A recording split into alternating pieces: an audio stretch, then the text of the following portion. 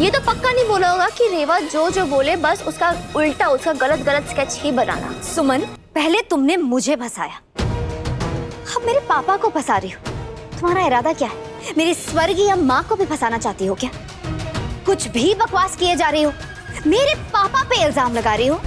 मैं कह रही हूँ मेरे पापा के खिलाफ कुछ भी कहा ना तो मैं सुन के नहीं लूंगी, समझ गई?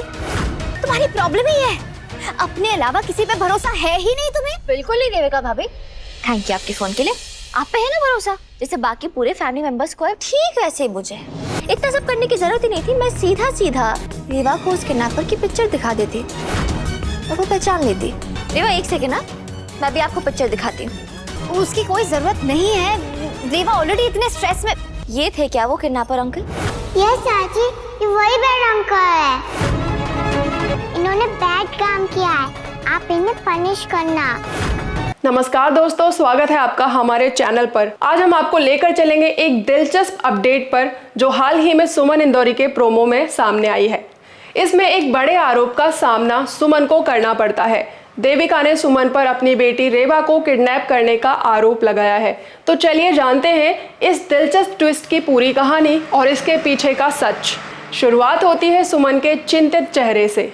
नेताजी और मम्मी सुमन को शांति दिलाने की कोशिश करते हैं। आप प्लीज घबराइए मत, कुछ नहीं होगा।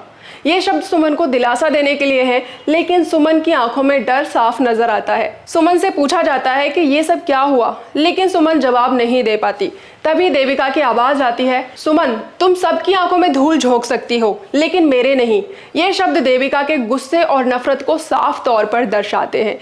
देविका सुमन को सीधे तौर पर आरोपित करती है और उसने अपनी बेटी रेवा को किडनैप के लिए सुमन को दोषी ठहराया। देविका कहती है, रेवा स्कूल से जल्दी छूटने वाली है, तुम्हारे अलावा किसी को नहीं पता था, तुमने उसे पिकअप करने का दबाव डाला। ये सवाल ये साबित करता है कि सुमन ने जानबूझकर रेवा को घर से गायब किया है। सुमन चुप रहती है, लेकिन देविका के आरोपों से दबाव बढ़ता जाता है। सुमन ये समझने की कोशिश करती है कि सच में ऐसा कुछ हुआ है या फिर ये सब एक गलतफहमी है। देविका सुमन को लगातार पूछती है, तुमने कहाँ छुपा रखा है मेरी बेटी को? देविका का गुस्सा बढ़ता जाता है और वो लगातार सुमन को घेरने की कोशिश करती है। अब सुमन को खुद पर विश्वास नहीं होता। उसे समझ में नहीं आता कि देविका को हो क्या गया है। सुमन पर यह सब आरोप लगाना बहुत बड़ा झटका है।